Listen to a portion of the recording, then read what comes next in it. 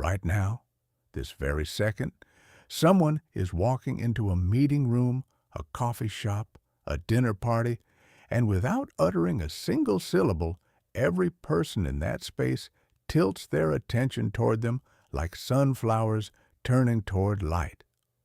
No introduction needed, no resume on the table, no handshake yet, just presence.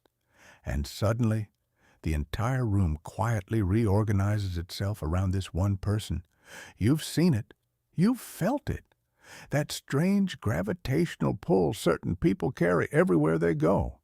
And somewhere on the other side of town, someone else is walking into a nearly identical room and being treated like furniture, overlooked, dismissed, talked over, not because they're less educated, less talented, or less kind, but because something invisible is missing, something they were never taught to develop, something that operates beneath the surface of every human interaction you've ever had.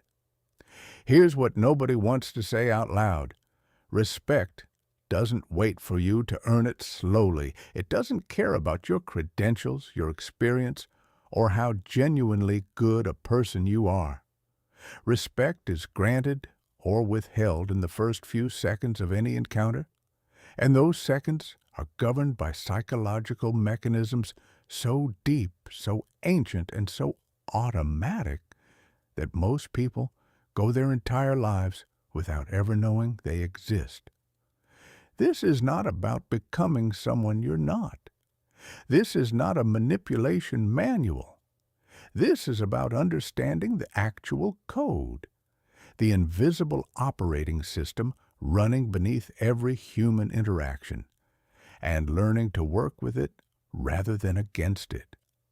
By the time you finish reading this, you will understand why certain people command rooms without trying, why some ideas get taken seriously while identical ideas from other people get ignored, and exactly what you can do, starting today, to permanently shift how the world responds to you. Let's go deep. Chapter 1. The Neuroscience of Instant Respect. Your brain's ancient verdict. Every time you walk into a room and encounter another person, something remarkable happens inside both of your skulls. Something that has almost nothing to do with conscious thought. In approximately 150 milliseconds, faster than a single blink, the human brain has already rendered a verdict, not a tentative opinion, not a first draft, a verdict about your status, your competence, whether you're someone worth paying attention to or someone to be passively filed away under background noise. The mechanism responsible for this is what neuroscientists call the threat detection system, a neurological structure developed over millions of years of evolution, long before language existed, long before business cards or LinkedIn profiles or performance reviews. Back when your ancestors were scanning the savannah, the brain had one critical survival question it needed to answer instantly about every other creature it encountered. Is this above me or below me in the hierarchy? The answer to that question determined everything: ally or threat, leader or follower, safety or danger. Here's what nobody tells you. Your brain is still asking that exact same question. Right now, every day, about every person you meet. And the people you meet are asking it about you. Not consciously, not deliberately, but automatically, unavoidably, the moment you appear. The amygdala, the brain's ancient alarm system, is scanning hundreds of microsignals simultaneously. The angle of your spine, the steadiness of your gaze, the pace of your breath, the tension in your jaw, how much space your body claims in the room, whether your feet shift nervously or stay planted. All of this is being processed before you've said a single word. And here's the part that should genuinely stop you. The rational, conscious, logical part of the brain with the prefrontal cortex, arrives late to this party. By the time someone is consciously evaluating what you actually said in that meeting, their subconscious has already decided whether you're worth listening to. By the time they're consciously reviewing your proposal, their brain has already colored every word of it with the status assessment it made when you walked in the door. This is what psychologists call the halo effect, and it runs in both directions. Walk in triggering high-status neurological signals, and everything you do afterward gets interpreted more favorably. Your ideas seem more original. Your jokes land better. Your hesitations seem like thoughtfulness rather than uncertainty. People find themselves nodding before you've finished your sentence. Walk in triggering low-status signals, and you're fighting gravity for the rest of the interaction. Brilliant ideas get dismissed. Accurate observations get overlooked. You have to work 3 times as hard just to be taken seriously. And often, it still doesn't work. Research from Princeton University found that people form judgments about competence, trustworthiness, and leadership potential within 1/10 of a second of seeing a face. 1/10. And these snap judgments predicted real-world outcomes, election results, hiring decisions, business negotiations, with genuinely alarming accuracy. This is why kindness alone doesn't command respect. Intelligence alone doesn't either. These are beautiful qualities, essential qualities, but they don't trigger the neurological pattern that the brain's status detection system is scanning for. The brain isn't looking for nice or smart in those first 150 milliseconds. It's looking for dominance indicators, confidence markers, signals that say this person has navigated hierarchies before and knows exactly where they stand. The neurochemistry here is fascinating and practical. When someone perceives high status in another person, their brain releases lower cortisol, the stress hormone, and increases dopamine, the reward chemical.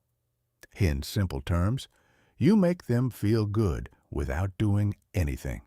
They feel naturally drawn to you, naturally inclined to cooperate, naturally interested in what you have to say.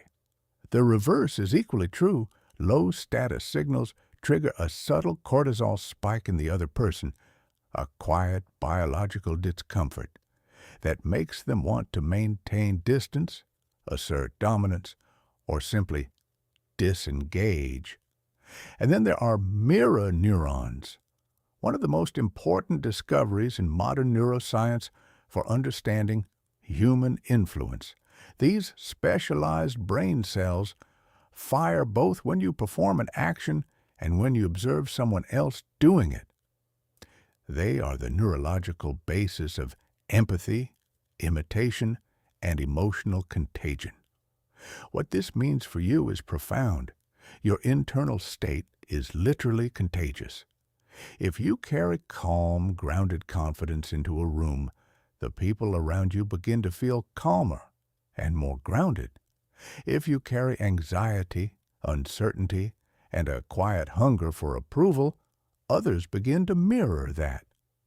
And then they unconsciously associate those uncomfortable feelings with your presence. The top 1% of respected individuals aren't just performing confidence. They've developed actual internal states of calm authority, and those states radiate outward and reshape the emotional climate of every room they enter. This is the neurological foundation of everything that follows. Respect isn't something others give you after you prove yourself. It's something you trigger, or fail to trigger, in the first moments of every encounter. The question is, are you currently triggering it? Chapter 2. Energy Management and the Art of True Presence. There is something that people sense about you before they see your face clearly, before they hear your voice, before they've processed any conscious information about you at all. Call it energy. Call it presence. Call it whatever you want. But you've felt it yourself. You've walked into rooms where someone's presence made the air feel different. You've been on phone calls where someone's voice carried a quality that made you lean forward. You've read messages from people who somehow conveyed authority through the simple choices they made about words and punctuation. This isn't mysticism. This is physics and psychology intersecting in ways that are deeply measurable and deeply learnable. Most people leak energy constantly, like a phone with 17 apps running in the background.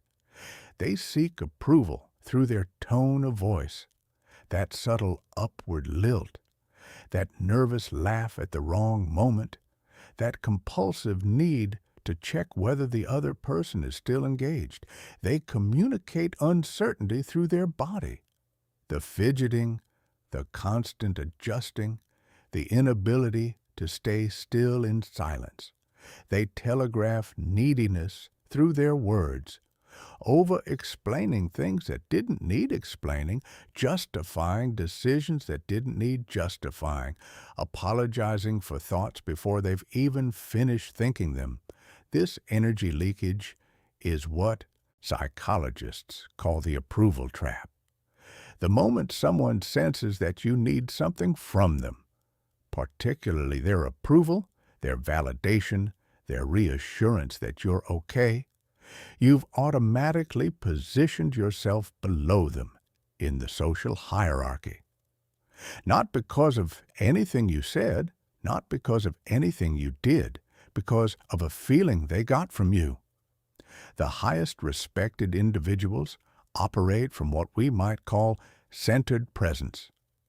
This is an internal state, not a performance, where your emotional equilibrium is generated from within rather than dependent on how others are responding to you. You bring value into rooms. You don't enter rooms scanning for it. Centered presence communicates something profound and rare. I am complete within myself. I do not need your validation to feel whole. Your approval is pleasant but not necessary. This is magnetic, not because it's arrogant. Genuine, centered presence is warm, generous, and deeply interested in others, but because it creates a stability that others can lean against. In a world where most people are perpetually anxious, perpetually seeking, perpetually needing something from every interaction, someone who simply is becomes extraordinary. The distinction that will change everything for you is the difference between reactive and responsive energy. Reactive energy is what most people operate on. Someone challenges you, and you immediately feel the need to defend yourself. Someone doesn't respond the way you expected, and you feel anxious. Someone gives you a compliment, and your emotional state spikes upward. Someone ignores you, and it crashes downward. Your internal weather is controlled by external events. Responsive energy is something different entirely. You receive information. You process it internally. And then, from a place of choice rather than compulsion, you decide how to engage, not because you're suppressing emotions, but because you've created enough internal space between stimulus and response that you get to choose. This is not coldness. This is sovereignty. How do you build this? Start with breath, because your breath is the most direct lever you have over your nervous system, and your nervous system is the foundation of everything else. Most people breathe in ways that keep their nervous systems in low-grade stress mode. Shallow chest breathing, rapid cycles, tension held in the throat and shoulders. This kind of breathing signals anxiety to your brain, which releases stress hormones, which make your voice thinner, your movements more erratic, your thoughts less clear, your presence less commanding. Deep diaphragmatic breathing, where your belly expands on the inhale, your exhale is longer than your inhale, and your chest remains relatively still, activates the parasympathetic nervous system. This is the rest and digest mode. It lowers cortisol, increases cognitive clarity, produces a richer and more resonant vocal tone, and creates the physiological conditions for genuine, calm confidence. The practice isn't complicated. Before any important interaction, spend 60 seconds breathing in through your nose for 4 counts, holding for 4, exhaling for 6. Do this during interactions subtly, whenever you feel reactive energy starting to rise. Over time, this breathing pattern becomes your default, and your presence transforms accordingly. The second pillar of energy mastery is grounding. This is physical, feeling your feet on the floor, your weight settling downward rather than floating anxiously upward. Grounded people are harder to rattle. They seem unmovable at their core, not rigid, but rooted. When you practice maintaining physical grounding throughout your day, in meetings, in conversations, in stressful situations, you develop a quality that others perceive as unshakable, even when you're being tested. The third element is energy boundaries. Most people unconsciously absorb the emotional states of everyone around them. Someone arrives anxious, and within minutes, you're anxious too. Someone's energy is low, and you find yourself dragging. This is emotional contagion. And while some degree of it is healthy and empathic, losing yourself entirely in others' emotional weather is both exhausting and damaging to your presence. Clear energy boundaries mean you can perceive others' emotions without being controlled by them. You can empathize with someone's frustration without becoming frustrated. You can remain curious and engaged even when someone else is chaotic. This is called differentiation, the ability to stay emotionally connected without becoming emotionally merged. It is one of the most powerful and rare qualities a person can develop. Chapter 3.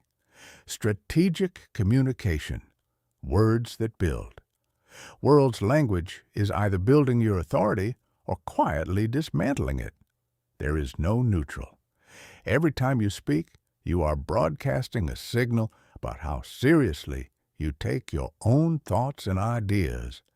And the people around you, whether consciously or not, are receiving that signal and calibrating their responses accordingly. The most pervasive and damaging communication pattern that undermines respect is what we might call approval-seeking language. You probably use it every single day. Most people do, because they were taught it was polite. I was just thinking, just. That one word already diminishes what follows. Sorry to bother you, but you've apologized for existing before you've said anything. This might be a stupid question. You've graded your own contribution an F before submitting it. I kind of feel like maybe we should 5 hedges in one sentence. 5. Does that make sense? Said at the end of a perfectly clear explanation, seeking reassurance rather than checking understanding. These linguistic patterns don't make you sound humble or considerate. They make you sound uncertain. And uncertain people, at the neurological level, do not trigger respect. Compare that to authority-based language, which isn't aggressive or harsh. It's simply direct. Instead of, I was thinking, maybe we could consider looking at this differently, you say, we need a different approach here. Instead of, sorry, I just wanted to quickly mention, you say, "There's something important I want to address," instead of, "Does that make sense?" At the end of a clear explanation, you create space for genuine dialogue. What questions do you have? Notice the difference isn't rudeness, it's confidence. It's communicating that your thoughts have value and don't require preemptive apology. Vocal tonality carries even more weight than word choice. This is something most people have never been explicitly taught, which is why it's one of the highest leverage changes you can make. The specific pattern that undermines authority most severely is uptalk, the tendency to raise your intonation at the end of declarative statements, making them sound like questions. "I've been working in this field for 10 years, said like a question. "We increased revenue by 30% last quarter, also said like a question. This pattern broadcasts chronic uncertainty and a need for others to confirm your reality before you can commit to it. The authority tone is the inverse: steady volume, moderate pace, and downward inflection at the end of statements. Not a loud voice, not a deep voice, a grounded voice, supported by breath emanating from your core rather than squeezed through your throat. When you speak this way, people lean in, they take notes, they ask follow-up questions, not because of what you said, but because of how you said it. Strategic pausing is one of the most underused tools in the entire repertoire of authority communication. Most people are terrified of silence and rush to fill it with filler words, unnecessary explanations, verbal padding that dilutes their actual message. High-respect communicators understand that silence creates tension, and tension creates attention. The technique: pause before an important point, not just after it. The pause before signals that something worth listening to is coming. It creates a beat of anticipation that makes your words land with more weight. The pause after gives the statement room to breathe, to sink in, to be felt rather than just heard. And when someone asks you a question, the pause before answering, even just 2 or 3 seconds of genuinely considering your response, communicates something powerful. I think before I speak. My answers are considered. This conversation is worth my full attention. This is in stark contrast to the constant, immediate response pattern of someone anxious to be perceived as competent. Irony: the desperate rush to appear competent is often what makes people appear least competent. Language precision is another underestimated lever. Vague language creates vague impressions. When you say something was pretty good, or kind of interesting, or you sort of think something might be worth considering, you're giving people nothing to hold on to. Precise language creates precise impressions. The proposal was strong in its market analysis, but weak in its implementation timeline, tells me far more about your thinking than I thought it was pretty good overall. Specific, precise language signals clear thinking, and clear thinking signals competence. Competence triggers respect. Finally, there is the art of strategic questioning, one of the most sophisticated influence skills that separates genuine leaders from people who are merely trying to appear authoritative. Most people ask questions to get information. Strategic communicators use questions to guide thinking, to create engagement, to help others arrive at conclusions rather than forcing those conclusions upon them. When someone discovers an insight through a series of questions you led them through, they feel ownership of that insight. They're far more committed to it than if you'd simply declared it. What would need to be true for this plan to succeed? is a more powerful question than "this plan won't succeed." What are we optimizing for here is a more powerful question than "I think we should prioritize speed." Questions demonstrate depth.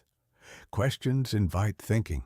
Questions, the right ones at the right moments, are the most effective tool of genuine influence that exists. Chapter 4: Power Positioning and Body Language Mastery. Your body is speaking constantly. Every moment you're in someone's presence, it's broadcasting a continuous stream of information about your internal state, your confidence level, your sense of your own place in the world. And other people's brains are receiving and processing that broadcast in real time, mostly below the threshold of conscious awareness. This isn't metaphorical. The posture research is extensive and consistent. How you hold your body genuinely affects not just how others perceive you, but how you perceive yourself. Let's start with what researchers call physical sovereignty, the ability to occupy space confidently and without apology. Most people, when they feel uncertain or anxious in social situations, unconsciously contract. They cross their arms, hunch their shoulders, cross their ankles, make themselves smaller, as if taking up less physical space will somehow make them safer or less exposed. The body is communicating submission, and the brains of everyone around them receive that signal perfectly clearly. Physical sovereignty begins with spinal alignment. This isn't military posture, ramrod rigidity that looks effortful and tense. This is a relaxed, natural elongation, the crown of your head rising slightly, the back of your neck lengthening, the chest open, the belly soft. When your spine is aligned, your voice resonates more richly, your breathing deepens naturally, your eye contact becomes steadier, and your overall presence becomes more commanding, not because you've adopted a performance, but because the physical alignment actually shifts your neurological state. Try it right now. Sit or stand with your spine fully elongated. Feel the difference. That's not just a postural shift. Your nervous system is shifting too. Shoulder positioning is one of the most visible status signals in human body language. Rolled forward, collapsed shoulders communicate defeat, insecurity, chronic self-protection. The person with collapsed shoulders is saying, without words, "I am trying to make myself smaller. I am not sure I belong here."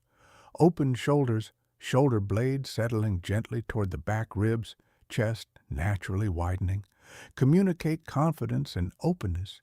Simultaneously, facial expression mastery is more nuanced than people expect. The two extremes are both problematic. A completely expressionless face reads as cold, closed, or intimidating. An excessively animated face reads as performative and approval-seeking. The sweet spot is what researchers call relaxed alertness, a face that communicates genuine presence and engagement without the frenetic energy of someone desperate for connection. The foundation of powerful facial expression is jaw relaxation. Most people carry enormous tension in their jaw, clenched teeth, tight masseter muscles, a jaw that sets hard whenever stress arrives. This tension creates a closed, armored appearance. When your jaw relaxes, your entire face opens. Your smile, when it appears, reaches your eyes rather than stopping at your lips. Your presence becomes simultaneously more approachable and more authoritative. Eye contact deserves its own discussion. Too little eye contact signals evasiveness, insecurity, or disrespect. Too much eye contact, sustained, unblinking, intense, reads as aggressive or unhinged. The ideal is steady, comfortable eye contact that communicates, "I am here.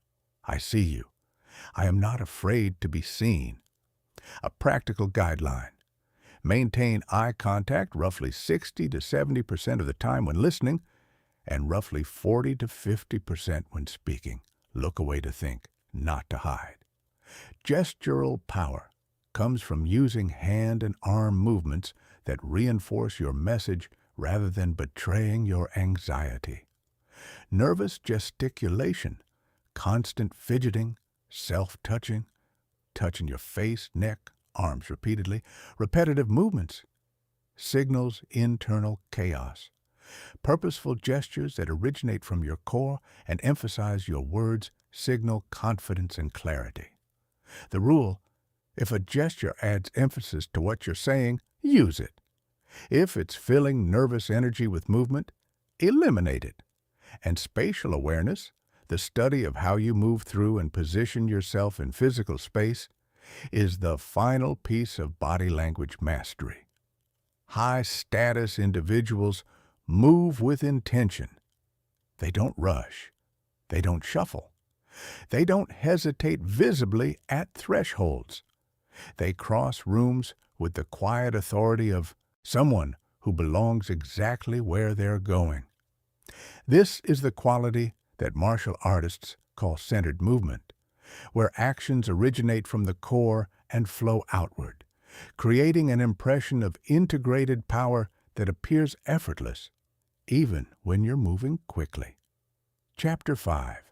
Emotional Regulation Under Pressure, where real respect is earned. Anyone can seem confident when everything is going well.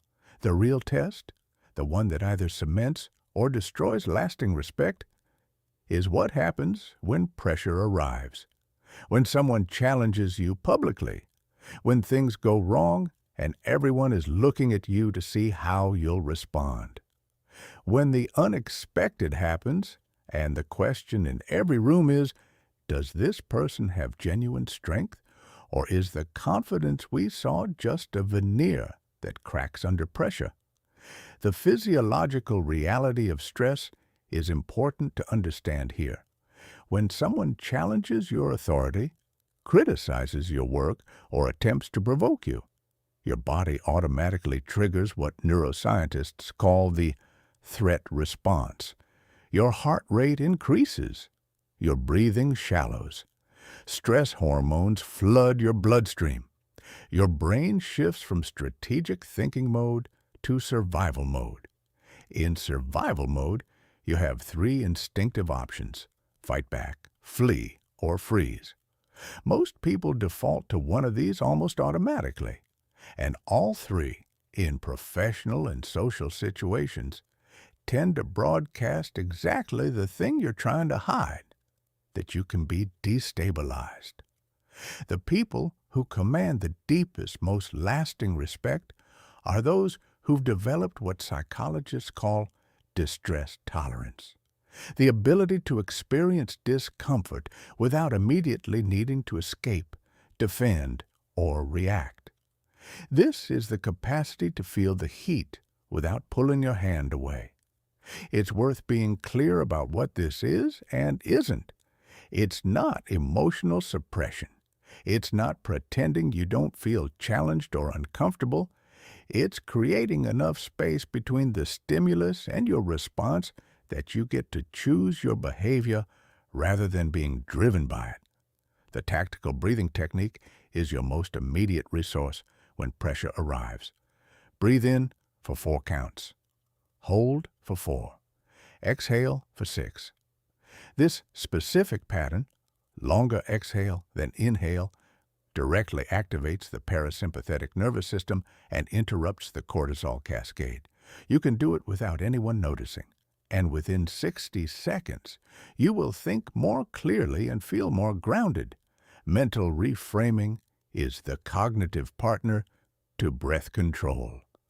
When someone challenges or criticizes you, your interpretation of that event determines your emotional response, and you have more control over that interpretation than you realize. The default interpretation is, this is a threat. I need to defend myself. This interpretation produces defensive, reactive behavior. The reframe. This is an opportunity to demonstrate who I actually am under pressure. This interpretation produces choice-based, strategic behavior. Same event. Completely different response. And the person watching you, including the person challenging you, will read those different responses in completely different ways. Strategic non-reactivity is the practice of choosing not to respond immediately when provoked. This doesn't mean passivity or avoidance. It means responding from intention rather than compulsion. When someone says something inflammatory or unfair, a simple, calm, "That's an interesting perspective. Let me think about that," does several things simultaneously. It keeps you from saying something reactive. It signals that you are not easily rattled.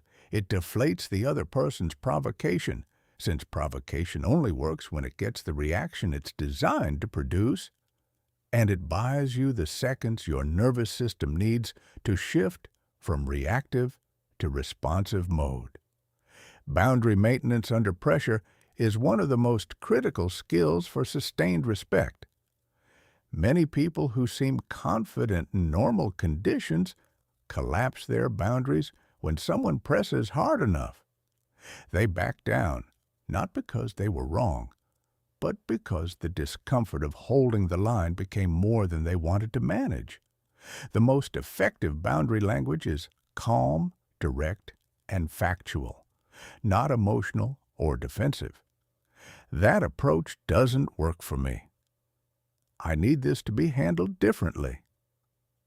I'm not able to agree to that. No lengthy justification, no apology, no defensive explanation. Just a clear, steady statement of your reality. And if the boundary is ignored or tested, you escalate calmly, not louder, not more emotional, more deliberate, more specific about consequences. This measured escalation pattern demonstrates that your limits are real and that you're prepared to enforce them, which is, ultimately, what makes them respected. Chapter 6. Advanced Influence and Ethical Persuasion. There is a crucial distinction that separates the people who are genuinely respected for their influence from those who are merely feared or tolerated for their manipulation. The difference between persuasion that serves both parties and manipulation that serves only one.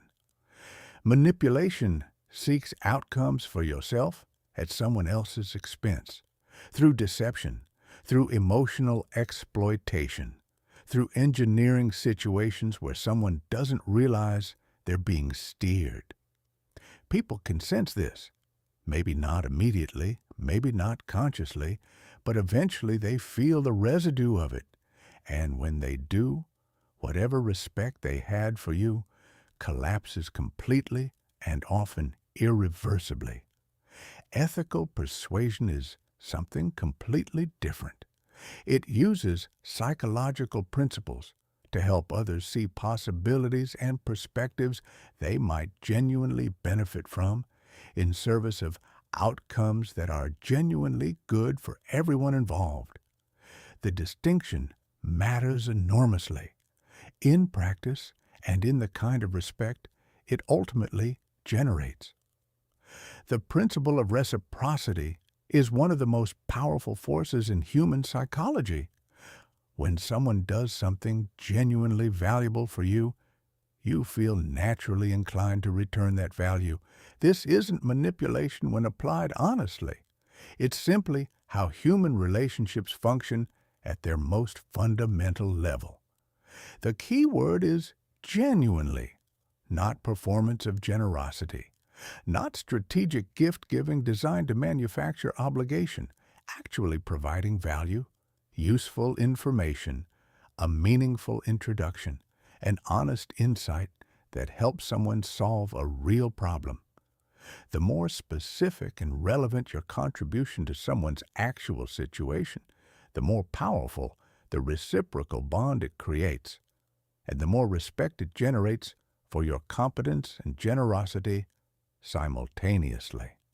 Social proof is the psychological phenomenon where we look to others, particularly others we respect and identify with, to determine appropriate behavior and correct decisions. When people who are respected themselves treat you with deference and genuine regard, it signals to everyone watching that you merit that treatment. The sophisticated application of social proof isn't about dropping names or collecting impressive endorsements. It's about building genuine relationships with people of genuine substance, and then letting those relationships speak for themselves through natural interaction. The scarcity principle, understanding that people value things more when they're rare or difficult to obtain, applies to your time, attention, and expertise in a powerful way. When you are selectively available, when you maintain clear standards for how you spend your professional and personal energy, when you decline requests that don't align with your priorities, you communicate high self-worth and high competence simultaneously.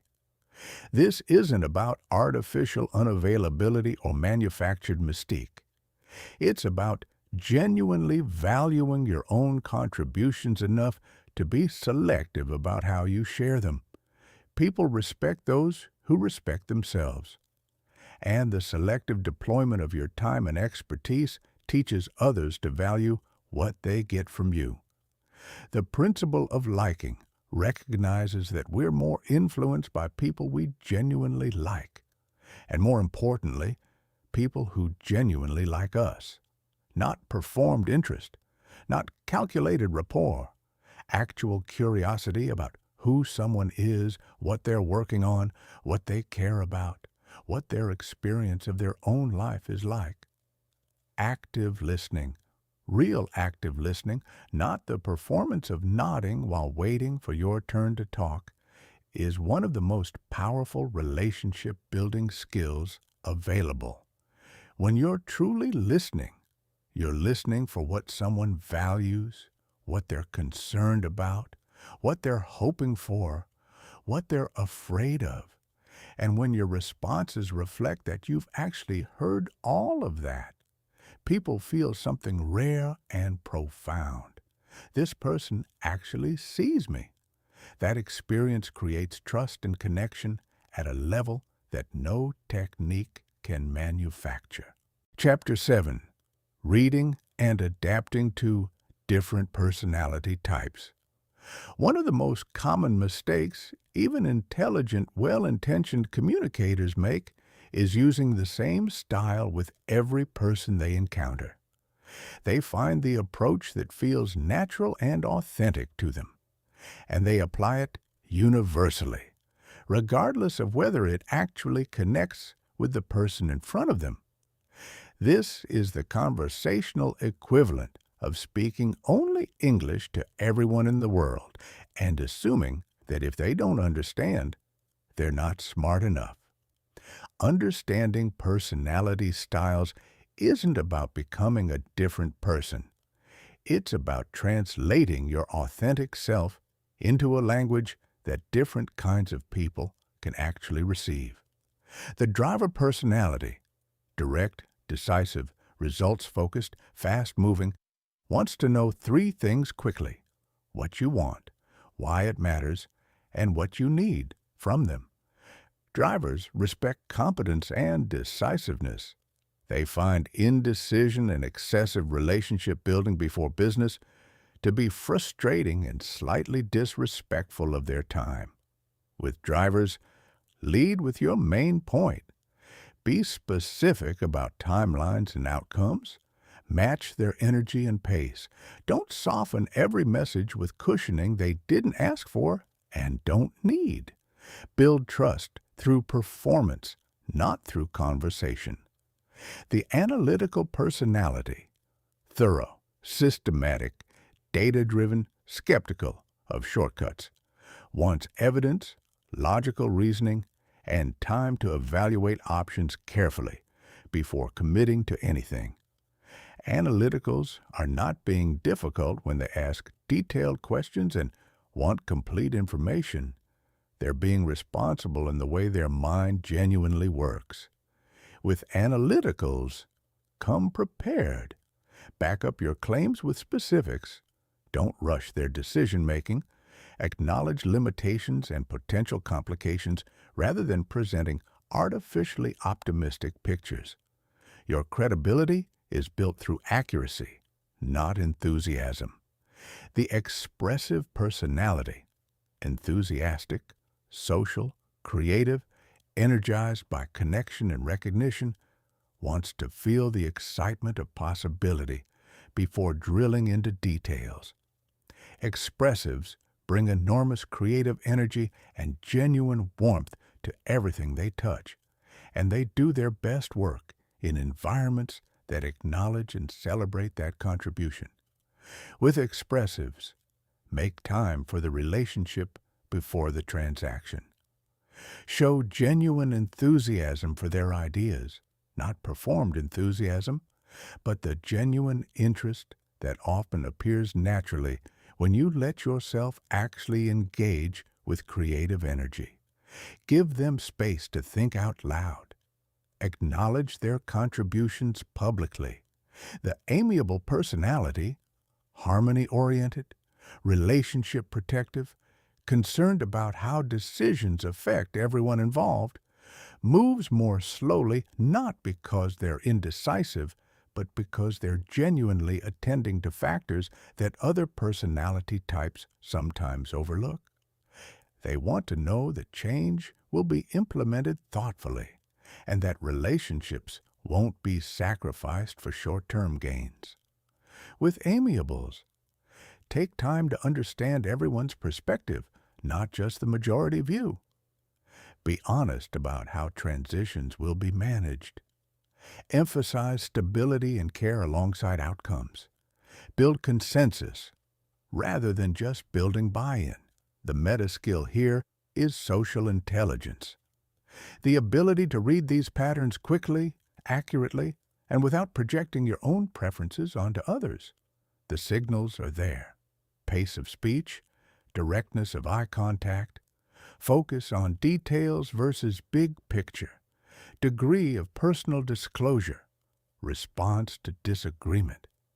The more you practice reading these signals, the faster your assessments become, and the more naturally you can adapt your approach without it feeling calculated or inauthentic.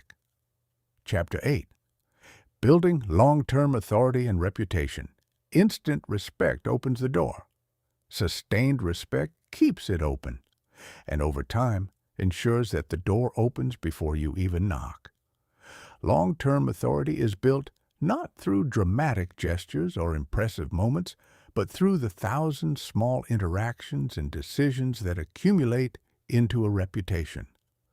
A reputation that, once established, becomes a powerful asymmetric advantage. It precedes you into every room, into every email, into every opportunity that presents itself.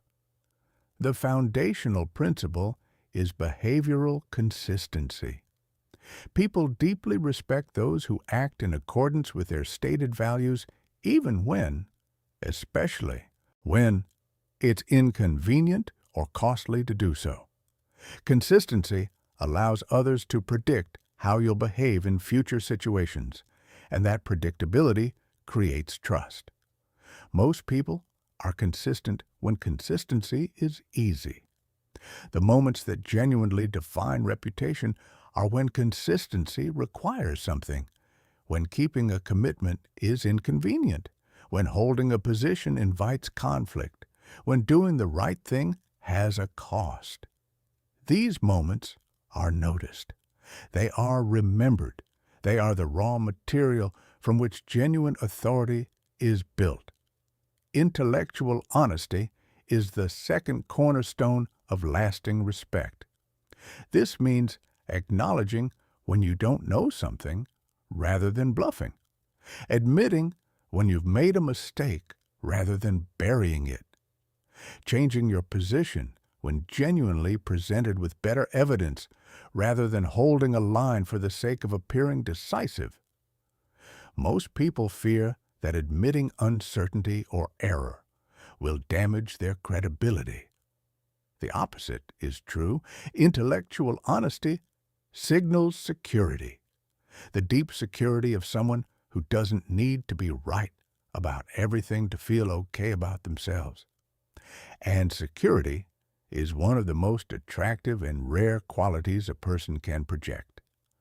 When you make mistakes, and you will because everyone does, the way you handle them becomes one of the most powerful reputation-shaping events available to you, taking immediate, clear responsibility, working actively to correct any damage, implementing genuine changes to prevent recurrence.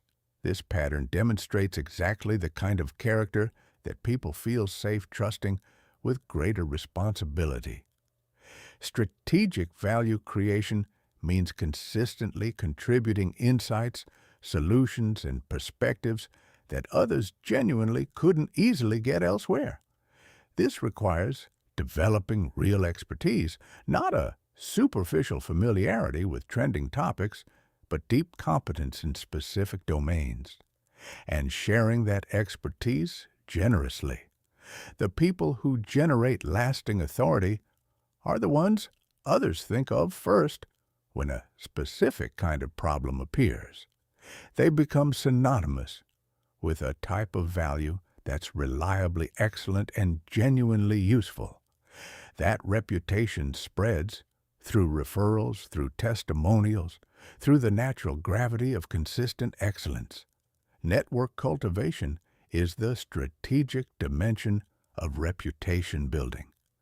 The relationships you build and maintain over time become part of your professional identity and influence how others perceive your capabilities and character. But the most important word here is genuine. The most durable professional relationships are built on actual mutual interest and respect, not on transactional calculation. The people who do the most to advance your reputation are often not the most famous or powerful people you know. They're the people who've genuinely benefited from your generosity, your expertise, or your support, and who tell others about their experience naturally because they want to. Chapter 9. Handling specific challenging situations. Understanding the principles is one thing. Applying them when someone is trying to tear you down in a meeting, when you're being unfairly blamed for a project failure, when a passive-aggressive colleague is quietly undermining you, that's where the rubber meets the road. Dealing with aggressive behavior, when someone comes at you with volume, personal attacks, or emotional intimidation, the natural responses are to fight back with equal aggression or to retreat. Both of these are exactly what aggressive behavior is designed to produce. The alternative, and the one that maintains your respect while actually addressing the situation, is calm containment. Lower your voice when they raise theirs. Slow down when they speed up. Create an asymmetric energy dynamic where your steadiness makes their aggression look increasingly out of place. Name the behavior directly, without attacking the person. I can see this is frustrating, and I need you to lower your voice so we can actually solve this. Then wait. If it continues, I want to resolve this, but I'm not going to continue this conversation at this volume. Give them a choice. Hold the line. Dealing with passive aggression. Someone agrees to everything in the meeting and then consistently fails to deliver. Someone smiles and says, "No problem," and then creates a dozen small problems. Someone compliments your work and then quietly undermines it in conversations you're not in. The technique here is what researchers call constructive confrontation, naming the observable pattern without attributing a motive and creating space for genuine dialogue about what's actually happening. I've noticed that the past 3 deadlines we discussed weren't met, and when I ask about progress, everything seems fine. I'm wondering if there are obstacles I'm not seeing. Can we talk about what's actually in the way? No accusation, no drama, just the pattern noted calmly, and an invitation to real conversation. Dealing with unfair public criticism. The impulse is to defend yourself vigorously and set the record straight immediately. This impulse is understandable and often counterproductive. The most respected response to unfair criticism is what leadership researchers call graceful accountability. Acknowledge any legitimate element of the concern. Clarify your actual role without becoming defensive, and redirect immediately toward solutions. You're right that the timeline wasn't met. My piece, the initial research, was delivered on schedule. The delays came from factors in the execution phase. What matters now is how we correct course. Here's what I recommend. This approach demonstrates integrity, protects your actual reputation, and positions you as a problem solver rather than a blame sharer. Dealing with exclusion. You weren't invited to a meeting that clearly required your input. You're being kept out of decisions that affect your work. Whether intentional or thoughtless, address it directly and professionally. I noticed the budget discussion happened yesterday without me. Since I'm responsible for implementation costs, I want to understand the decisions that were made and flag anything that might create problems in execution. Factual, professional, clear about the business implications of your absence. This approach forces a response without triggering defensiveness, defending your integrity. When someone asks you to do something that conflicts with your values or professional standards, the response needs to be clear without being self-righteous. I'm not comfortable with that approach. It conflicts with how I need to work professionally. I'm absolutely committed to finding another way to achieve the same goal. Let's talk about alternatives. Keep the focus on finding solutions within your integrity, not on judging others who might make different choices. Chapter 10. Creating Systems for Consistent Respect. The difference between people who occasionally command respect and those who consistently operate from a position of authority isn't talent or personality. It's systems. Respect, like physical fitness, doesn't maintain itself through occasional inspiration. It requires consistent practice embedded into the structures of daily life.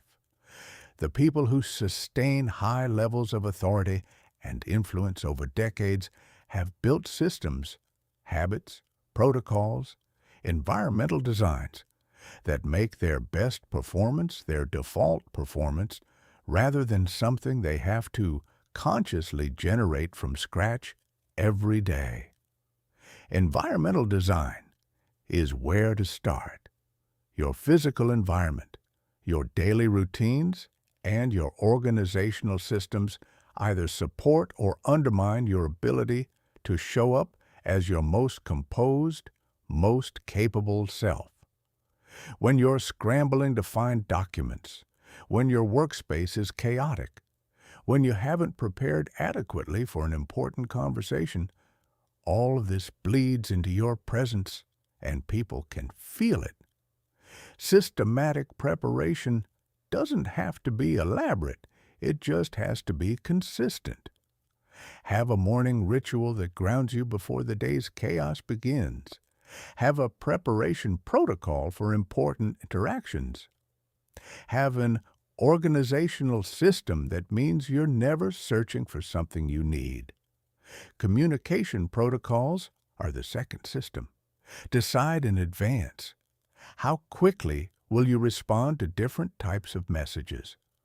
What information will you always include when scheduling meetings? How will you follow up after important conversations to demonstrate that your commitments are real? These protocols aren't about being rigid or formal. They're about removing the daily decision-making burden from your communication quality so that your interactions consistently reflect your standards even when you're tired, overloaded, or stressed. Energy management systems are perhaps the most important of all. Your cognitive performance, emotional regulation, and interpersonal presence vary significantly across the day.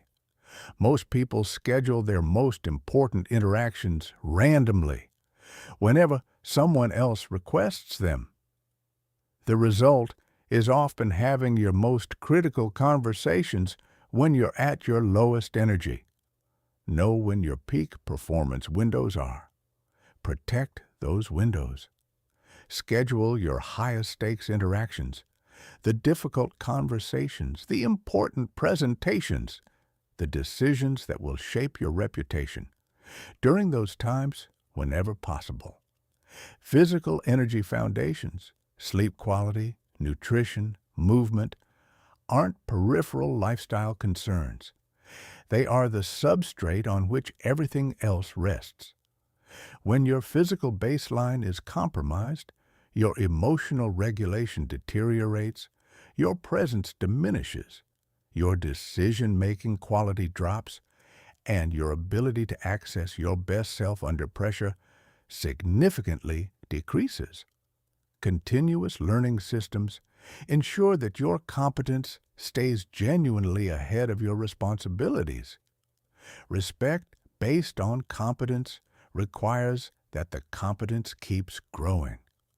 The most respected individuals in any field are voracious learners, not because they're trying to impress anyone, but because genuine curiosity about their domain is part of what makes them genuinely excellent at it, and relationship maintenance systems prevent the common failure mode of neglecting important relationships during busy periods and then trying to reconnect only when you need something. Regular, intentional investment in key relationships, even brief, meaningful contact, sustains the connections that support your reputation and your opportunities over time. Chapter 11. Mastering Group Dynamics and Social Hierarchies. One-on-one, you can control a great deal of what happens. In group settings, the complexity multiplies exponentially, and your ability to navigate that complexity becomes one of the most visible demonstrations of your actual capabilities. Groups operate on two levels simultaneously: the official hierarchy, titles, roles, designated authority, and the invisible social hierarchy, actual influence, whose opinions carry weight, who others look to when uncertainty appears. These two hierarchies don't always align. Some of the most powerful people in any group have no formal authority at all. Some of the most formally senior people have almost no real influence. Learning to read and navigate both layers is a crucial skill. Your first impression within a group doesn't just affect how that group sees you. It triggers the social proof cascade. When key influencers in the group respond to you with respect and genuine engagement, others observe this and calibrate their own responses accordingly. Conversely, if someone influential dismisses or ignores you early, others often follow their lead, regardless of your actual contributions.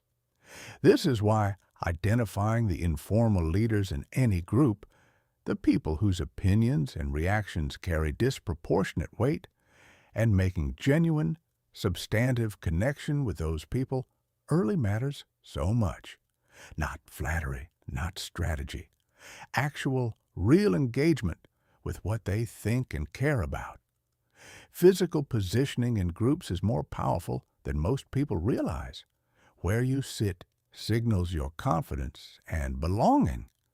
The best positions are those where you can comfortably see and make eye contact with the key decision makers. Not the corner seat, not the end of the table where you can only see the backs of people's heads. The timing of your contributions matters enormously. Speaking too early in a group discussion, before you've heard enough to have a genuinely informed perspective, can make you appear eager to be heard rather than eager to be helpful. Speaking too late risks your insight arriving after the group has mentally moved on. The most effective timing: listen carefully enough to understand the real dynamics of the conversation, then contribute something substantive when your input can genuinely advance the discussion.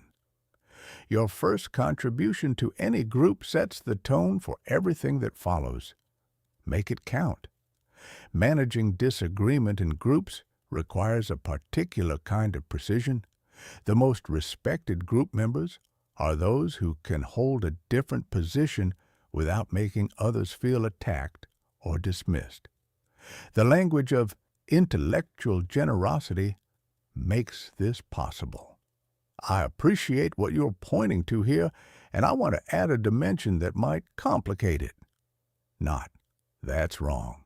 Not, I disagree. But a genuine engagement that treats the other person's contribution as a starting point rather than an obstacle. Group leadership often doesn't come through designation.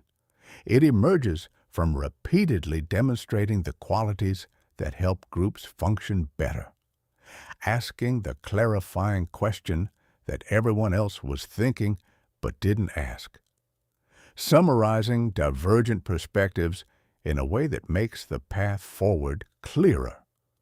Proposing a process for making a decision when the group is stuck in circular discussion. These contributions don't require formal authority. They require paying close enough attention to what the group actually needs and then providing it. Chapter 12. Crisis Leadership and Respect Under Extreme Pressure. Some people's respect is situational. It holds when conditions are favorable and evaporates when genuine pressure arrives. Other people's respect is structural. It actually deepens under pressure because the crisis reveals capabilities and qualities that comfortable conditions can only hint at. Crisis situations strip away all the performance, all the carefully managed impressions, all the rehearsed poise. What remains is either genuine strength or its absence, and everyone in the room can see which one it is. The foundation of crisis leadership is what emergency response professionals call operational calm, the ability to maintain clear thinking and effective decision-making while everyone around you is experiencing panic, confusion, or emotional overwhelm. This isn't about being emotionless. It's about being able to feel the intensity of the situation without being swept away by it, to be present with what's happening while still being able to think. Developing operational calm requires practice before the crisis, not during it. The tactical breathing techniques, the mental reframing practices, the emotional regulation skills from earlier chapters, these need to be embedded into your default operating mode through consistent practice so that when pressure spikes, you have genuine resources to access, rather than simply hoping your instincts will be adequate. The physiology of extreme stress is your first challenge. Fight-or-flight chemicals, adrenaline, cortisol, impair exactly the cognitive functions you most need in a crisis. Complex reasoning, creative problem-solving, collaborative thinking. Your literal first intervention in any high-pressure situation is your breath. Slower, deeper, longer exhales. This is not metaphorical or aspirational. It directly interrupts the cortisol cascade and partially restores access to your prefrontal cortex. Mental compartmentalization, the ability to acknowledge what's overwhelming while still focusing effectively on what's actionable, is the second crisis tool. Ask yourself two questions. What can I actually influence right now? And what is the most important thing to accomplish in the next 30 minutes? These questions redirect your attention from the magnitude of the problem to the specificity of the solution. And that redirect is where effective crisis leadership begins. Communication during crisis needs to be cleaner, clearer, and more frequent than normal communication. People under stress lose cognitive bandwidth. They need simpler messages, more direct instructions, fewer options to choose between. Your voice tone should remain steady and authoritative, not artificially detached, not emotionally escalated, but genuinely grounded. This is the quality of voice that says, I have been here before. We are going to get through this. Transparent confidence is the communication posture that works. Acknowledge the seriousness of the situation while conveying genuine confidence in the team's collective ability to address it. This is serious, and we need our best thinking right now. We have the capability to handle this. Here's what we're doing first. This validates others' concern, which is real and appropriate, while providing the clear direction they need. Decision-making under pressure requires accepting that you will almost always have less information than you'd like, less time than feels adequate, and higher consequences than feel comfortable. The most effective crisis leaders have pre-built decision frameworks for exactly this reason. Not rigid scripts, but principles and criteria that allow good decisions to be made quickly without requiring a full deliberative process from scratch. The principle of progressive decision-making. Make the best decision available right now with the information you actually have. Implement it. Gather new information as conditions evolve. Make the next decision and the next. This progressive approach prevents the paralysis of waiting for certainty that never arrives, and it allows course corrections as your understanding of the situation improves. Chapter 13, Digital Age Respect and Virtual Presence Mastery. The digital revolution hasn't eliminated the principles of respect. It's created new arenas where those principles play out, with new variables that require new attention. Your digital presence is now often the first impression you make.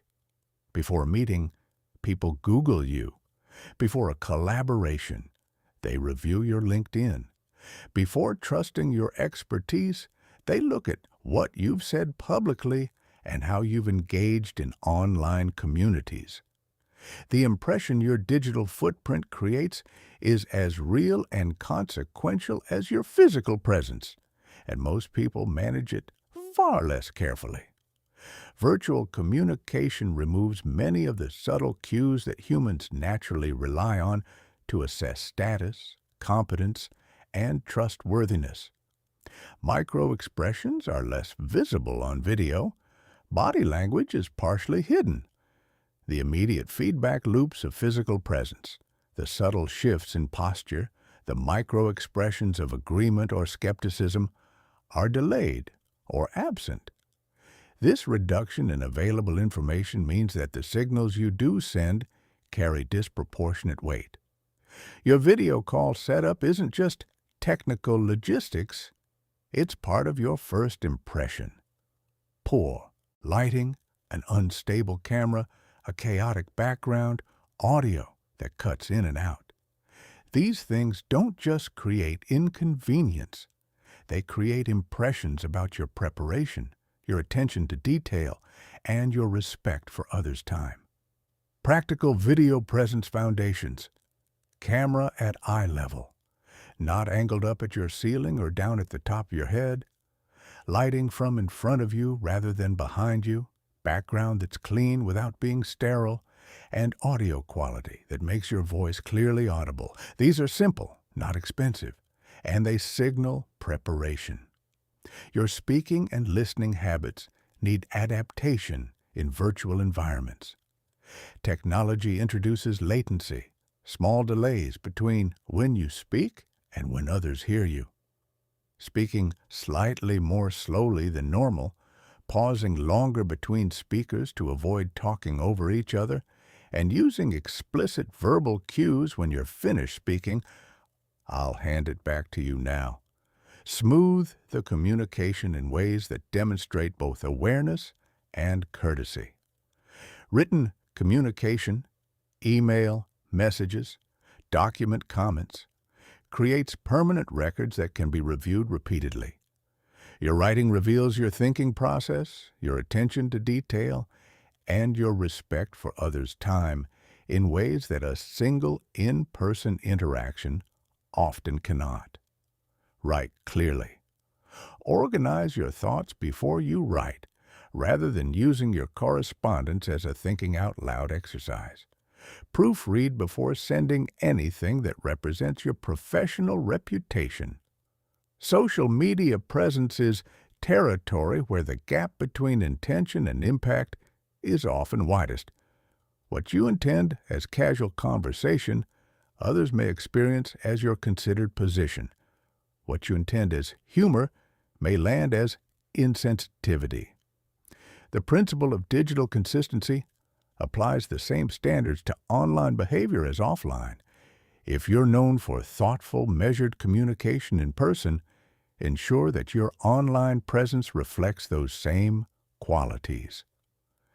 Digital thought leadership, creating and sharing content that demonstrates genuine expertise, is one of the most powerful tools for reputation building available in the current environment. When you consistently contribute insights that actually help people understand complex situations more clearly or make better decisions, you build an audience of people who come to associate your perspective with value. That association extends to every other context in which they encounter you. Chapter 14. Cultural Intelligence and Global Respect. Respect is universal in its importance and deeply variable in its expression. The behaviors that signal confidence and competence in one cultural context may read as arrogance or disrespect in another. The communication style that builds trust in one environment may create suspicion in a different one. This is not relativism. Certain principles of respect genuinely do cross cultural boundaries. Consistency between words and actions, genuine interest in others, intellectual honesty, emotional regulation under pressure. These qualities create positive impressions almost universally. But the specific behaviors through which those qualities are expressed vary enormously, and failing to appreciate this variation is one of the most common ways that otherwise skilled communicators undermine their own authority in cross-cultural contexts. The high context versus low context distinction is perhaps the most useful framework for understanding cross-cultural communication differences. High context cultures, many East Asian, Middle Eastern, and Latin American cultures, among others, rely heavily on implicit meaning, shared understanding, and nonverbal signals. What isn't said often carries as much or more meaning than what is. Relationships must be established before business can be meaningfully conducted. Direct disagreement may be considered disrespectful regardless of its accuracy. Low-context cultures Northern European and North American cultures are the classic examples. Prefer explicit communication with minimal reliance on implied meaning. Directness is valued as honesty. Getting to the point quickly is respectful of others' time. Disagreement, when handled professionally, signals engagement rather than disrespect. Neither approach is superior. Both can produce excellent outcomes. And significant misunderstandings when applied without awareness to cross-cultural interactions. Power distance, the degree to which hierarchical differences are emphasized and expected, creates another crucial variable. In high power distance cultures, showing appropriate deference to formal authority, following established protocols, and not presuming equality that hasn't been explicitly offered are important signals of competence and cultural awareness. In low power distance cultures, excessive deference to hierarchy can read as lacking confidence or independent judgment. Time orientation creates fascinating differences in how respect is demonstrated and perceived. In cultures with precise time norms, arriving late, even slightly late, to a meeting can signal disrespect or disorganization severe enough to color an entire subsequent relationship. In cultures with more flexible time orientations, arriving early can seem strange or overly eager, and taking time for thorough discussion, even at the expense of the schedule, demonstrates that you value the relationship and the content over mere efficiency. The underlying principle for navigating all of this. Enter every cross-cultural interaction with genuine curiosity about the norms and values of that context.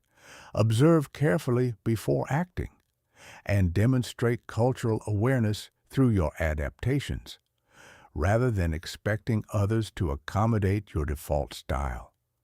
Cultural intelligence isn't about abandoning who you are. It's about demonstrating, through your willingness to learn and adapt, that your respect for others extends to respecting how they do things, not just expecting them to do things your way. Chapter 15, The 30-Day Transformation Blueprint. Everything you've learned across these chapters is only valuable to the degree that it becomes embodied practice, not intellectual knowledge that you appreciate in the abstract, but automatic behaviors that express who you actually are. Real transformation requires moving from understanding to consistent action, and consistent action requires a structure that makes that action possible and sustainable. The following 30-day blueprint is designed to install these principles systematically, building genuine capability in layers, rather than attempting everything at once. Week 1. Internal Foundation. Days 1 through 3 focus exclusively on breath and presence. Your only practice. The 4-4-6 breathing pattern, 4 counts in, 4 hold, 6 out, during normal daily activities, walking, in meetings, during conversations, until it begins to feel automatic. Simultaneously, begin simply noticing your energy states throughout the day without trying to change them. Awareness is the precondition for change. Days 4 through 7 add physical foundation, spinal alignment, shoulder positioning, and grounded stance. Practice taking up appropriate space. Notice when you're contracting unnecessarily and consciously, expand back to your natural size. Week 2. Communication Foundation. Days 8 through 10. Vocal development. Record yourself speaking and listen carefully for uptalk, filler words, approval-seeking language, and rushed delivery. Practice speaking from your core, ending statements with downward inflection, and allowing pauses to exist without filling them with noise. Days 11 through 14, language precision. Begin actively eliminating hedging language, kind of, maybe, I think, sort of, if that's okay, from your communications. Replace them with direct statements. Notice how differently people respond. Week 3, interpersonal application days, 15 through 17, observation and adaptation. Practice reading others' personality types, energy levels, and communication preferences. Practice matching their pace and style without losing your own voice. Observe how people respond when you meet them on their terms. Days 18 through 21, boundary setting and graceful disagreement. Practice saying no clearly and without lengthy justification. Practice expressing different opinions without attacking the person holding the other opinion. Practice holding your position under social pressure without becoming defensive. Week 4, integration and challenging situations. Days 22 through 25, influence application. Use reciprocity, authority positioning, and strategic questioning in real professional situations. Notice what works and refine based on actual feedback. Days 26 through 28, challenging situation practice. Apply emotional regulation and boundary maintenance techniques during actual difficult interactions. Use these as data. What worked, what didn't, what would you do differently? Days 29 and 30, integration and forward planning. Assess your progress honestly. Identify the areas that need more development. Create a sustainable, ongoing practice plan. Throughout all 4 weeks, 10 minutes of daily intentional practice, visualization, physical rehearsal, vocal exercises, compounds with real-world application to create changes that are genuinely lasting.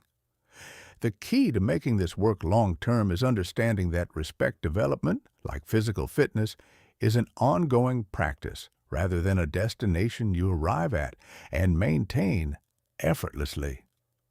The most respected individuals you know are almost certainly engaged in some version of this ongoing development, reading, reflecting, seeking feedback, refining their approaches. You are not trying to become a different person. You are becoming a more fully realized version of who you already are. Learning to communicate that person more clearly, to protect that person more effectively, to offer that person's best gifts more consistently and powerfully to every interaction you have. That's not performance, that's growth. And the respect that follows, genuine, lasting, earned respect, is not a social reward. It's a natural consequence of actually becoming someone worthy of it. Toplam kelime sayısı 15.000, 12 kelime, SEO video description title, The Hidden Code of Instant Respect. What the top beer used. Know that most people never will description. 107 words. Why do some people walk into any room and instantly command attention, while others, equally talented, get overlooked every single time? In this deeply researched breakdown, you'll discover the exact psychological mechanisms behind instant respect, the neuroscience of status signaling, the energy management practices of the world's most respected individuals, the communication habits that silently broadcast authority, and the emotional regulation skills that prove your confidence is real, not just a good day performance. This isn't theory. These are actionable, science-backed principles that transform how people perceive and respond to you, starting today. 20 to 50 age group, personal development, psychology, influence, confidence, leadership, communication skills, self-improvement, body language mastery. Tags: instant respect, command respect, personal development, confidence psychology, leadership presence, body language, emotional intelligence, communication skills, influence techniques, self-improvement, social hierarchy, authority mindset, how to be respected, psychological triggers, vocal authority. Extended chapters, reaching 15,000 words. Chapter 16, The Silence Principle. What you don't say defines you more than what you do. There is a paradox at the heart of commanding respect that almost nobody talks about, because it runs so directly counter to everything we've been culturally conditioned to believe about making an impression. The paradox is this: the less you feel compelled to prove yourself, the more impressive you become. Most people, especially driven, intelligent, ambitious people, carry a deep and largely unconscious belief that respect must be actively pursued, that you have to demonstrate your value continuously and explicitly, lest it go unnoticed. That silence is dangerous because silence leaves space for others to question your competence, your relevance, your right to be in the room. This belief produces a predictable pattern: over-talking, over-explaining, volunteering information that wasn't requested, filling every silence, answering every implied challenge before it's even fully formed.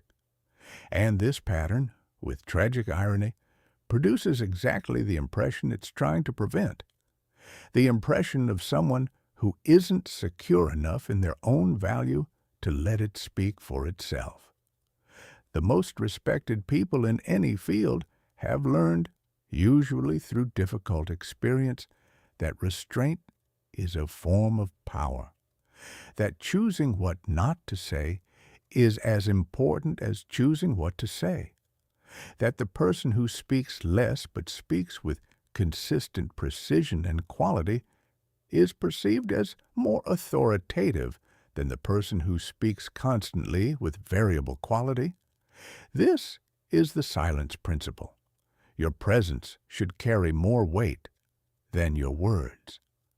How do you develop this quality?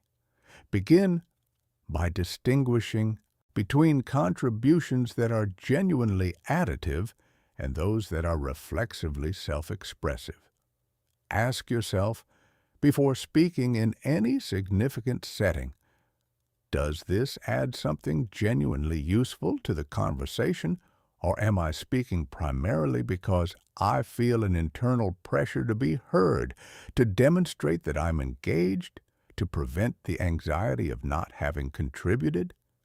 If the answer is the second, hold the contribution, not because it's wrong to be heard, but because the discipline of holding back until you have something genuinely worth contributing is the practice that builds the quality of restraint that makes people lean in when you do speak.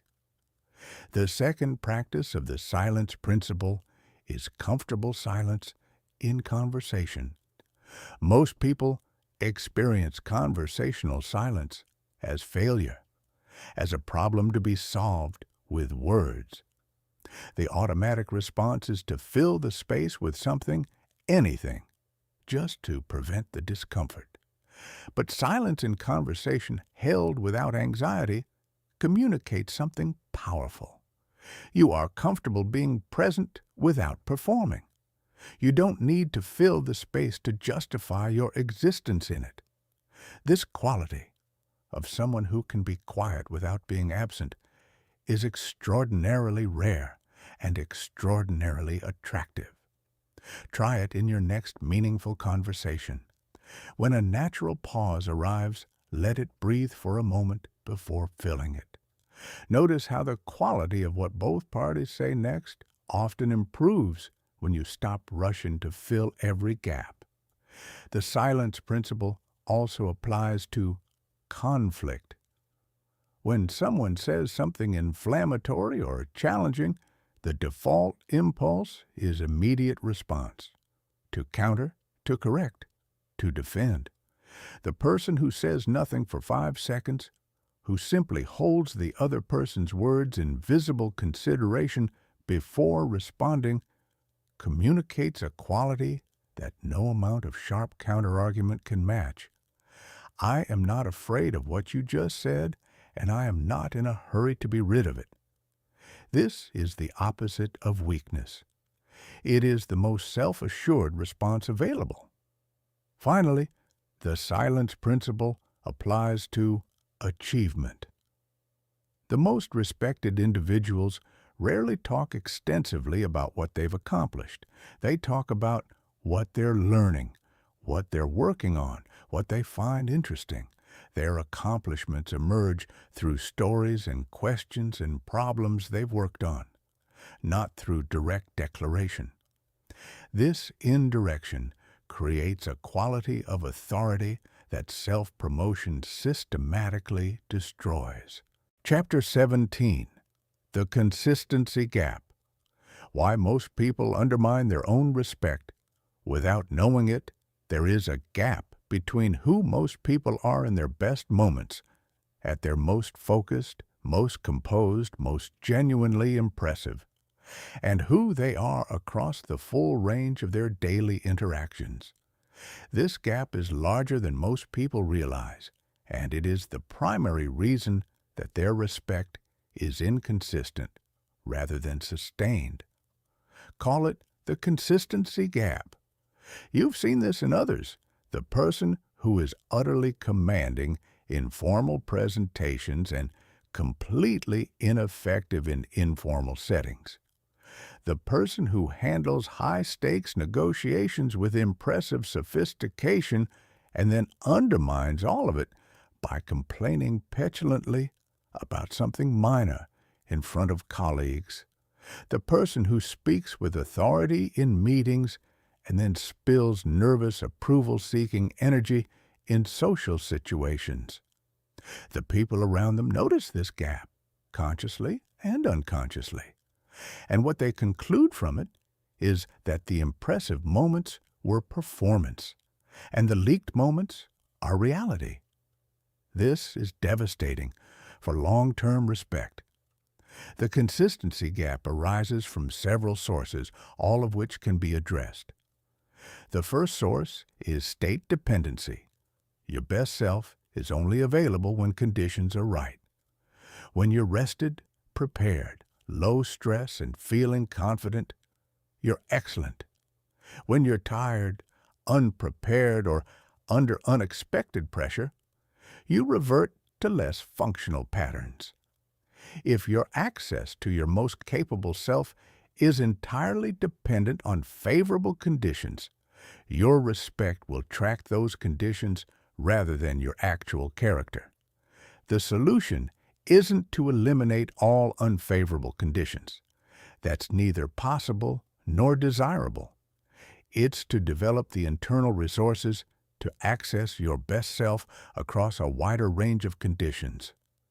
The emotional regulation practices, the breathing techniques, the mental reframing tools, these are all tools for narrowing the gap between your best moment self and your under-pressure self.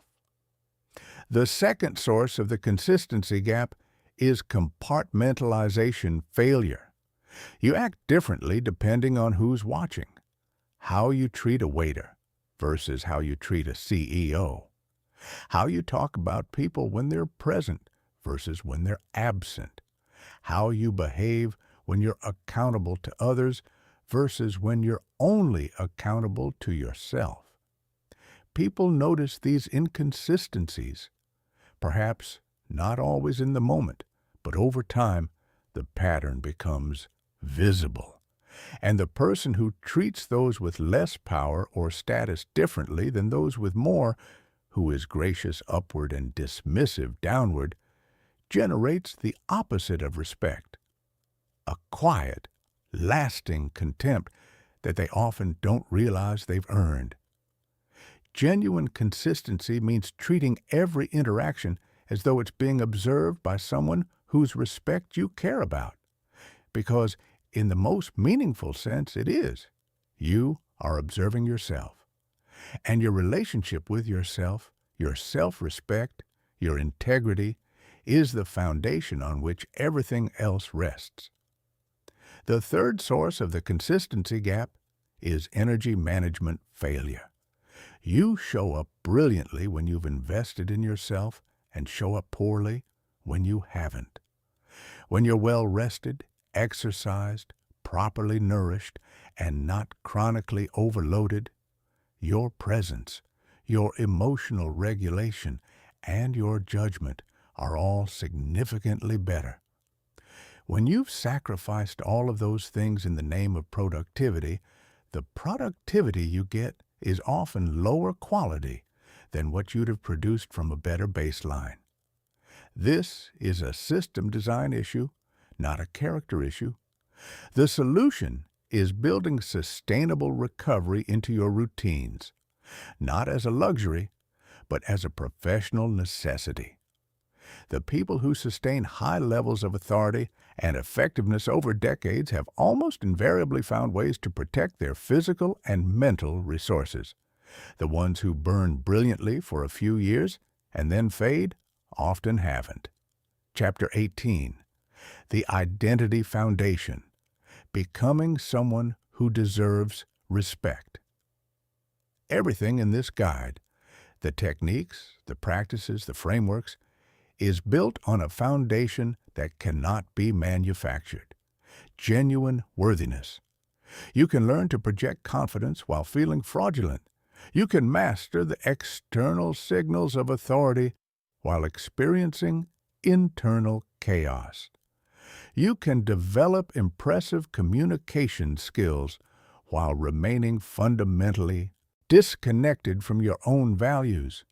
And all of that will produce a version of respect that is brittle, inconsistent, and ultimately unsatisfying. Because here's what the most respected people in the world, the people whose authority is deep and lasting and genuinely felt by those around them, know that is harder to articulate than any communication technique. They are actually trying to be good. They are actually committed to growing.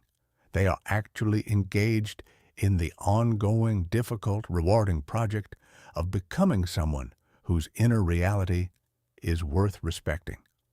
This is the Identity Foundation, and it is both the simplest and the hardest part of everything we've discussed. Simple, because the direction is clear. Develop genuine competence in your field. Keep the commitments you make. Treat people with consistent dignity regardless of their status.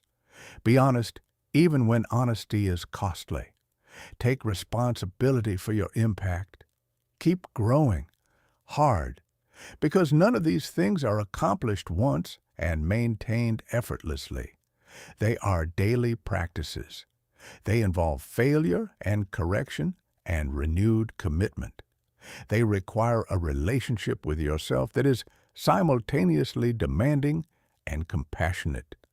High standards without crushing self-criticism. The genuine confidence that commands lasting respect isn't the performance of certainty. It's the quiet security of someone who knows they are actively trying to be good at what they do and good in how they live. Someone who doesn't need external validation because they have the internal relationship with themselves to know what they stand for and to trust that they're doing their honest best to honor it. This is not perfectionism. Perfectionism is actually a form of self-rejection, the belief that you are only acceptable if you never fail, never fall short, never need to grow. Genuine self-respect coexists with imperfection, with limitation, with the ongoing reality of being a work in progress. What it doesn't coexist with is dishonesty, small moral compromises that accumulate into a self-concept you can't respect, chronic avoidance of the difficult work that growth requires. The ultimate test of everything in this guide is not whether people respond to you differently, though they will. It's whether, at the end of a year of practicing these principles, you feel more genuinely like yourself, more integrated, more confident, not just in social situations, but in the privacy of your own mind. That integration, that alignment between who you appear to be and who you are actually working to become, is the source of the deepest, most lasting, most genuine respect that any human being can experience or inspire. The work begins now, not with techniques, though techniques matter, not with impressions, though impressions have consequences, but with the fundamental commitment to the project of becoming, slowly and consistently and imperfectly, someone genuinely worth respecting. Everything else follows from that. Toplam kelime sayısı on 5089 kelime, chapter on dokus. The vulnerability paradox, how opening up creates unshakable authority. The word vulnerability makes many high achievers uncomfortable. It sounds like weakness. It sounds like exposure. In a conversation about commanding respect, it might even sound completely out of place. It isn't. In fact, the strategic and authentic use of vulnerability is one of the most counterintuitive and powerful tools in the entire architecture of genuine authority. Here's the paradox. The people who appear most invulnerable, who never admit uncertainty, never acknowledge mistakes, never show any cracks in the armor, are often the least trusted. Not because people disrespect their competence, but because people don't believe the competence is real. They sense the performance. They see the armor and wonder what it's protecting. And trust, the deepest form of respect, cannot thrive in the presence of performance. The people who are most deeply respected are those who can be honest about their limitations, their doubts, their genuine questions, while still demonstrating the competence and commitment that makes their honesty feel like strength rather than inadequacy. I don't know the answer to that, and I want to give you an honest response. Let me look into it and get back to you by Thursday. Communicates more authority than a confident but incorrect answer. I was wrong about that last quarter, and here's what I've changed as a result. Builds more trust than any amount of credit claiming. I find this genuinely difficult, and I'm still working out my thinking. Invites others into an authentic process in a way that I have all the answers never can. The distinction between vulnerability that builds authority and vulnerability that undermines it is specificity and context. Vulnerability builds authority when it's specific, acknowledging a particular limitation in a particular domain, forward-focused, paired with what you're doing about it, and appropriate to the relationship, not dumping emotional content indiscriminately on every professional acquaintance. Vulnerability undermines authority when it's global. I'm just not very good at this kind of thing. Repeated, chronic self-deprecation that becomes an identity, or disproportionate to the relationship, sharing deeply personal struggles with someone who barely knows you. The practice. Notice where in your professional and personal life you're expending significant energy, maintaining a false front of having everything figured out. Consider what would actually happen if you were honest about not knowing, about struggling, about being in the process of figuring it out. Often the answer is the respect you feared losing wasn't as fragile as you thought. And what you gain, the trust, the genuine connection, the freedom from maintaining a performance, is worth more than you'd expected. Chapter 20. Maintaining respect through change and growth. One of the underappreciated challenges of genuinely developing yourself. becoming more confident, more direct, more boundaried, more authoritative, is that the people who knew you before may not always welcome the change. Some will. They'll notice the growth and respect you more for it. They'll find your new directness refreshing, your new boundaries clarifying, your new confidence energizing. Others won't. They'd grown comfortable with who you were, your old patterns, the approval-seeking, the over-accommodation, the chronic yes when you needed to say no, may have been convenient for them. Your growth, though good for you, disrupts what they'd come to expect. This is normal. It is not a reason to stop growing. But it does require a specific kind of skillfulness, the ability to maintain growth under social pressure, to revert, to stay true to your developing self in the face of others' discomfort, and to do so with enough warmth and patience that relationships survive the transition. The first tool here is compassion for the people experiencing discomfort at your change. Their reaction often has very little to do with you and a great deal to do with their own relationship to change, growth, and identity.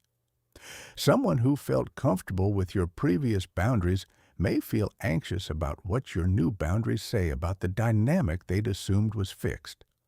Someone who relied on your over-accommodation may genuinely not know how to relate to you now. Understanding this doesn't mean accepting mistreatment.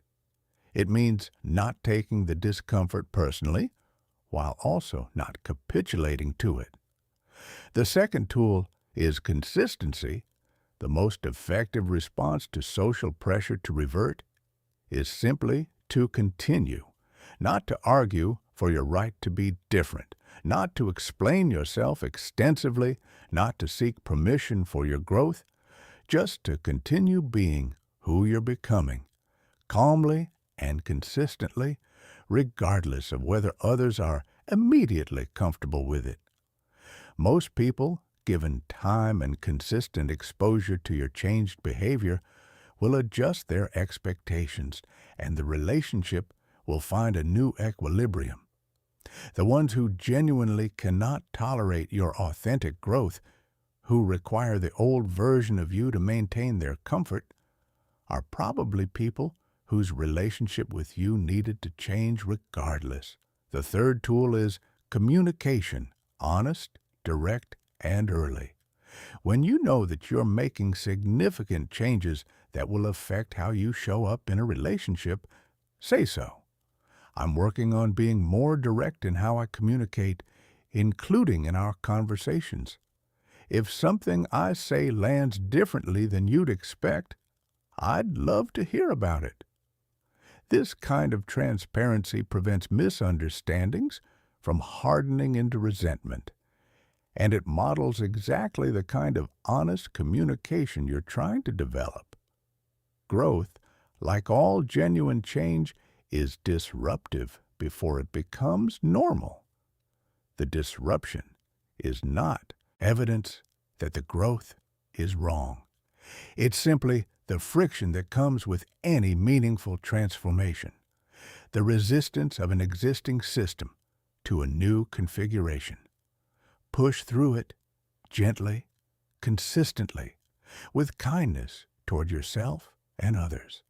The version of you on the other side of that resistance is more capable of genuine connection, genuine authority, and genuine contribution than the version that stopped at the edge of discomfort. That is what respect, at its deepest, is built on. Not techniques, not strategies, not even the very real psychological mechanisms we've discussed throughout this guide, but the daily choice to become, with intention and with honesty, more fully and genuinely yourself. Everything else flows from that. It always has. Toplam kelime sayısı 15.94 kelime, Chapter 21, The Mentor Dynamic. How being helped builds as much respect as helping. There is an underexplored dimension of commanding respect that contradicts a common assumption, the assumption that you should always be the one providing help, insight, and direction, never the one receiving it. This assumption produces a subtle but significant trap. When you never ask for help, never seek mentorship, never openly learn from others, you communicate something that feels like strength but registers at a deeper level as rigidity and isolation. And rigidity and isolation in a world that values collaboration and adaptability quietly undermine the very authority they're trying to protect. The most genuinely respected individuals, not just feared, not just admired from a distance, but deeply and durably respected, are those who demonstrate the security to be learners in public. Who can say, "You know more about this than I do, and I want to understand your perspective," without experiencing it as a diminishment?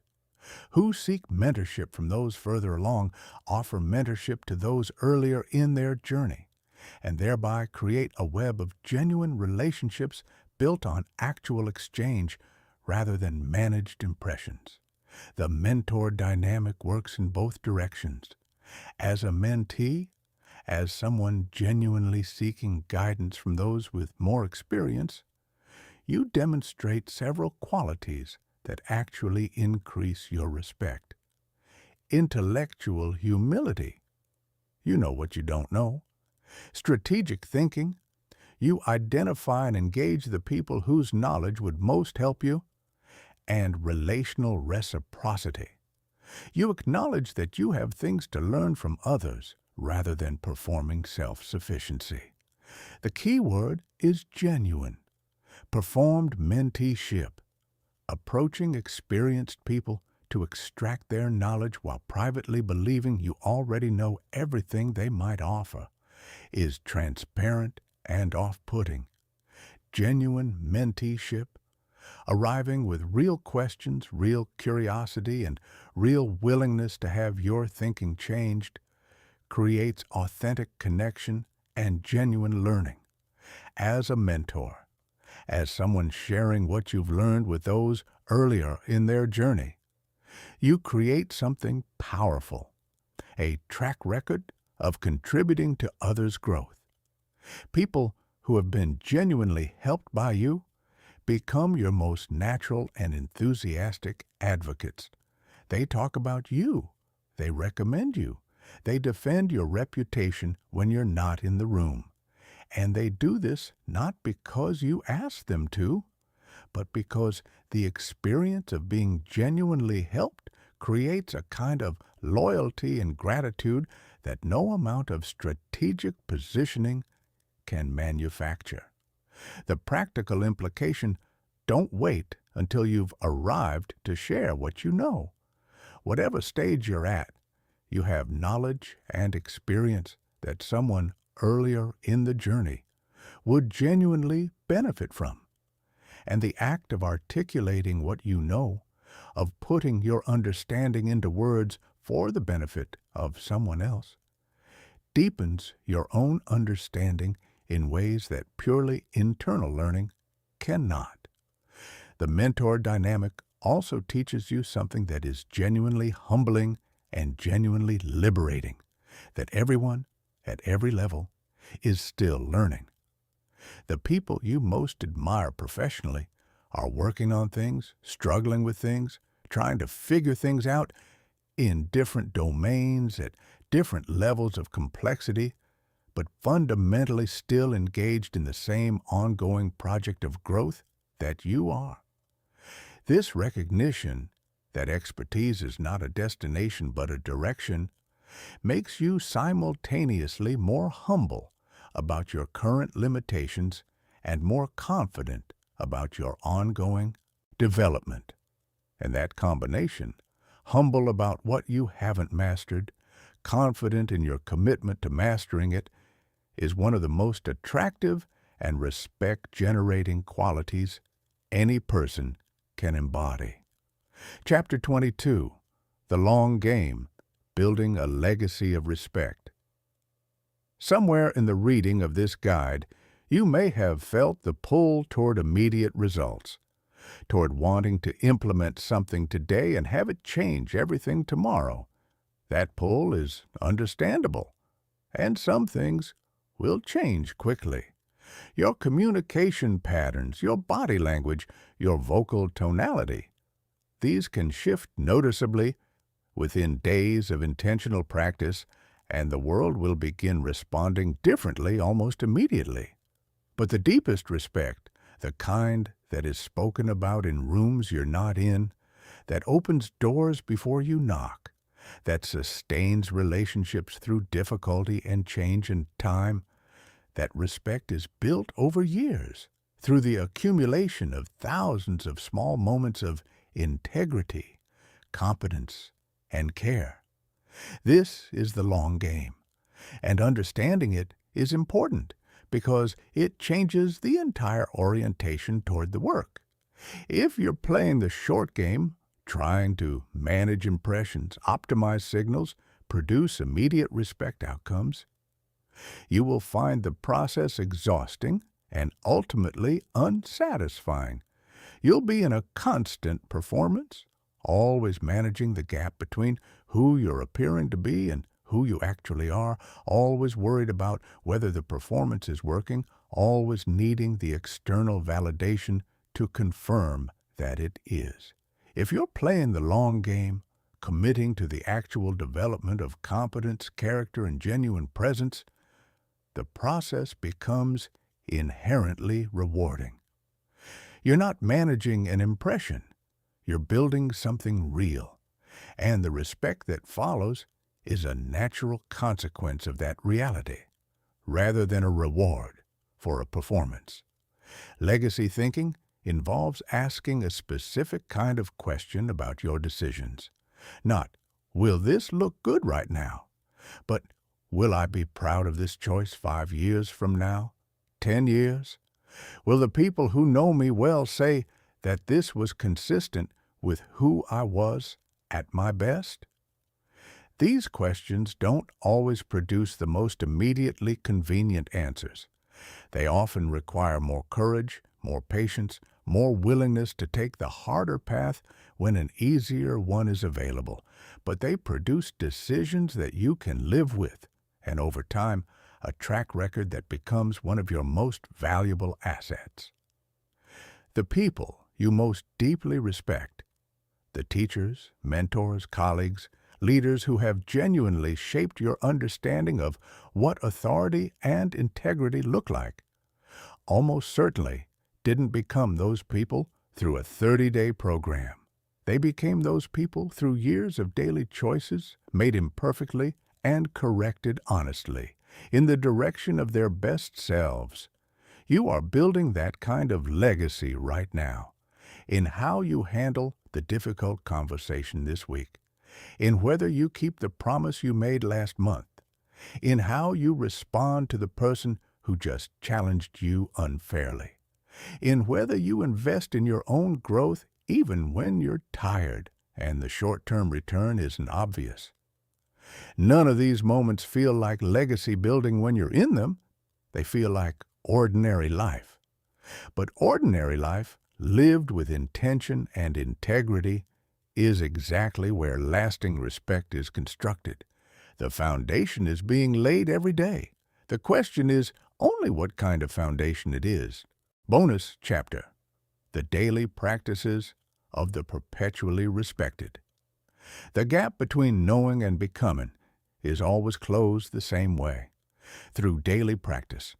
Not grand gestures, not breakthrough moments, but the small repeated choices that accumulate over weeks and months and years into a fundamentally different way of being in the world. What follows are the specific daily practices, each taking 10 minutes or less, that, when done consistently, will compound into dramatic and lasting changes in how you show up and how the world responds to you. Morning grounding. 5 minutes before your first interaction of the day. Sit quietly. Breathe the 4-4-6 pattern for 90 seconds. Set a single intention for the day, not a task, but a quality. How do you want to show up today? Grounded and direct, present and unhurried, clear and warm. This intention setting primes your nervous system and your attention for the day ahead. The posture check. 3 times daily at transition moments, leaving the house, entering your workplace, before any significant meeting, take 30 seconds to consciously align your posture. Elongate your spine. Open your shoulders. Feel your feet on the ground. Breathe 1 full breath from your diaphragm. This takes less time than unlocking your phone and has measurably more effect on your presence. The pre-conversation review. Before any important conversation or meeting, spend 2 to 3 minutes asking yourself, who am I talking to, and how do they prefer to receive information? What is the most important thing I want to communicate? What question would be most useful to ask? This brief preparation separates consistently excellent communicators from those whose quality varies with their mood and energy. The language audit. Once daily, replay one recent conversation in your mind and notice, how many times did you use approval-seeking language? How many times did you hedge a direct statement? How many times did you apologize for something that didn't require apology? This audit isn't for self-criticism, it's for awareness. Awareness is what makes change possible. The end-of-day integrity check. Before sleep, ask yourself 2 questions. First, where today did I act consistently with my values? Second, where did I fall short, and what would I do differently? This brief reflection reinforces behavioral consistency and prevents the unconscious accumulation of small compromises that gradually erode self-respect. The weekly relationship investment. Identify one person in your professional or personal network who matters to you and whom you haven't been in meaningful contact with recently. Reach out, not to ask for anything, but simply to offer something genuine, a useful article, a sincere compliment about their recent work, a question about how a project you know they care about is going. This practice maintains the relationship infrastructure that sustains long-term authority and opportunity. The monthly learning review. Once a month, identify one specific skill from communication, emotional regulation, leadership, or any domain relevant to your goals, and commit to intentional development of that skill for the following 30 days.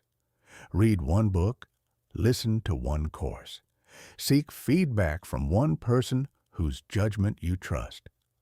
This systematic learning ensures that your competence keeps growing and that your authority is always grounded in current expanding expertise.